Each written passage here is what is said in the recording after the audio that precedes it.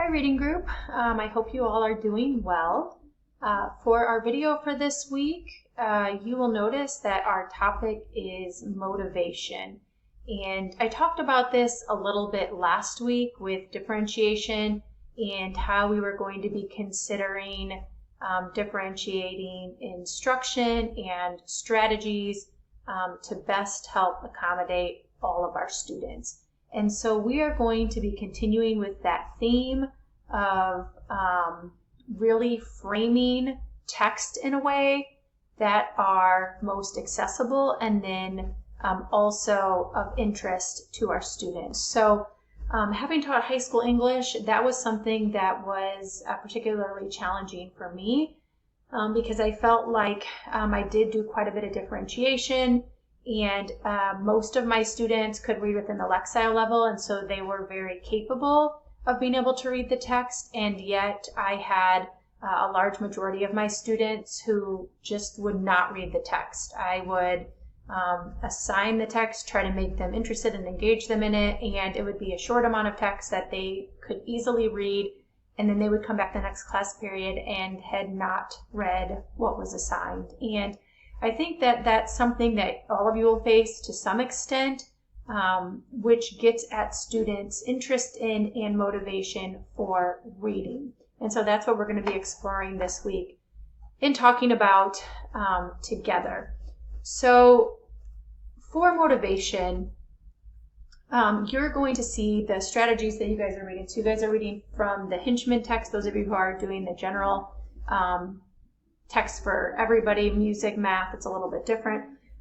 But all of them have to do with some of these same questions and concerns that we've been thinking about even last week, but focusing more on motivation. So for example, one of the chapters in Hinchman talks about students really asking themselves 3 questions, or having these 3 questions affect their willingness and ability to read a text. And so they frame it in terms of students asking, can I do this activity? Do I want to do this activity? And then what do I need to do to succeed? And so with motivation, we are going to be focusing more on whether or not students want to do the reading, want to do whatever it is that they're asking them to do. And you're going to think that the text in your subject area is very interesting because that's your background, that's your interest. But you will most likely find with a good group of your students that for one reason or another, they just are not interested in reading the material. And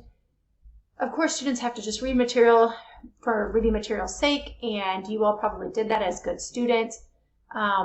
But we want to go above and beyond that anyway in terms of getting students to be curious. Our students are naturally curious. And a lot of times by the time students have gone to high school, they've kind of been told to just check things off their list, or that's what has been kind of implied by teachers in the education system.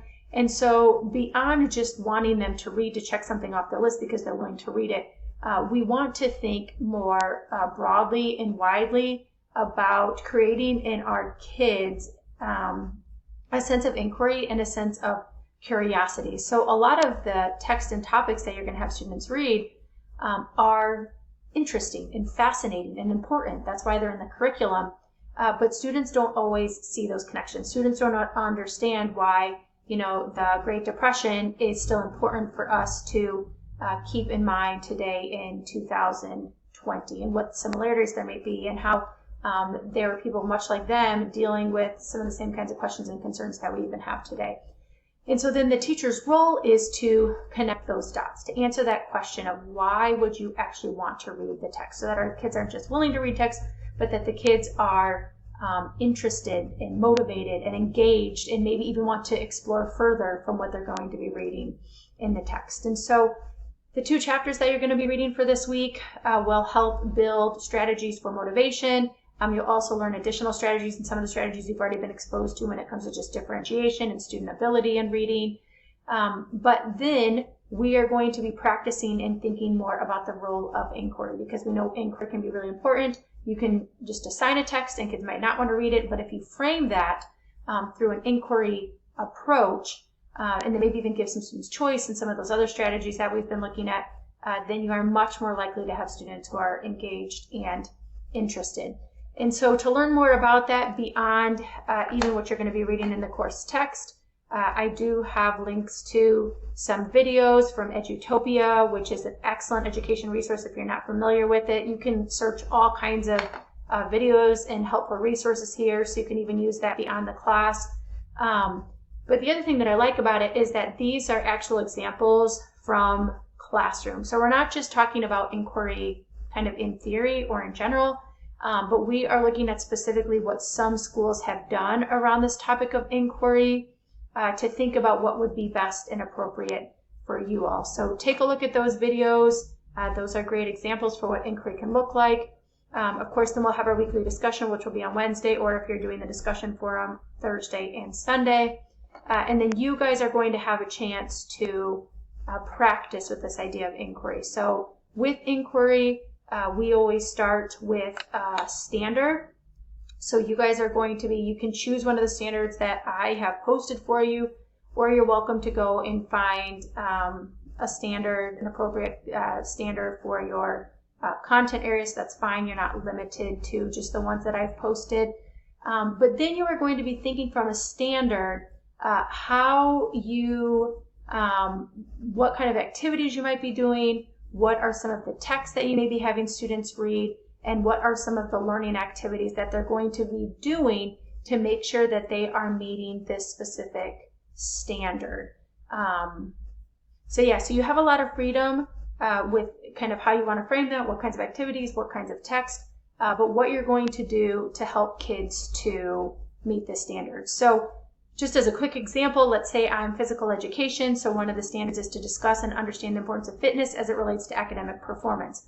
Well, students may not initially be interested in that topic, but we know that this significantly affects students, both while they're even students, but then even in the future as they're, living their lives and understanding this relationship about the importance of fitness. And so if you tell students to read an article about fitness and academic performance, students may or may not care about that. If instead, if you're going to talk about college athletes and college basketball players, for example. So I have a son who's in 9th grade who would not be interested in just reading an article on this topic and would not see how this is important to his life. But if you instead ask him to consider, like an NBA player and, his experience in high school and, how maybe their physical fitness affected their academic performance, or maybe you find a study that talks about students who are more physically fit, how they perform better academically, you could do so in a way that's interesting. Maybe you find a video or something with a professional athlete talking about the importance of this, but some way so that you can connect it to students' lives. So in terms of text, sure, I may have a textbook chapter that talks about this relationship, but in me thinking about inquiry and making this important to students, like I said, instead some of the texts that they may be reading might come out of magazines with professional athletes or college publications with college athletes or a specific couple of college athletes who are talking about this importance. Maybe I even do an interview with, a college student who's talking about this. So now that would be very interesting. If you had like a college basketball player who you were interviewing who was talking about this, my son would be very interested in that as opposed to just reading an article that he might reluctantly read, answer some questions, and then never think about the impact or the importance beyond that time period.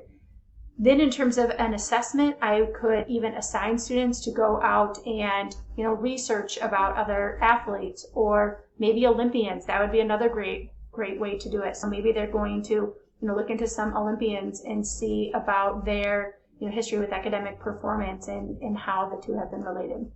So anyhow, a lot of ideas there, but you understand what I'm saying in terms of making it interesting. You're going to take a standard, you're going to be finding some text that you would use with students and maybe even giving them some choice in finding text and brainstorming. You're not doing a specific lesson plan, but you're going to brainstorm and share with me some ideas for possible texts and some ideas for learning activities that you may have students do so that at the end of your learning segment, you can answer the question, with PE, for example, to what extent are your students able to discuss and understand the importance of fitness as it relates to academic performance? So, yeah, I'm looking forward to seeing what you come up with for inquiry this week. And as always, let me know if you have any questions or concerns.